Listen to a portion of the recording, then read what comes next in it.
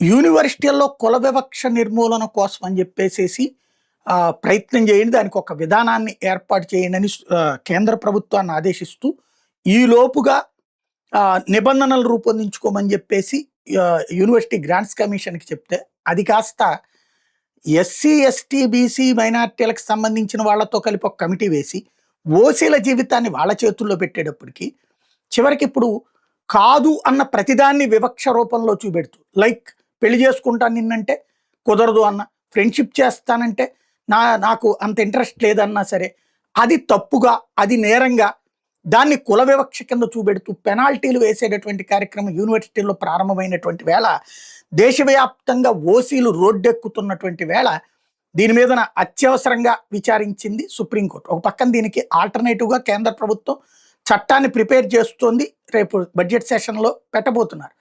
ఈలోపుగా ఇక్కడ రచ్చ చేస్తున్నటువంటి వేళ సుప్రీంకోర్టు జోక్యం చేసుకుని ఈ యూజీసీ రూల్స్ మీద స్టే ఇచ్చింది తాజాగా.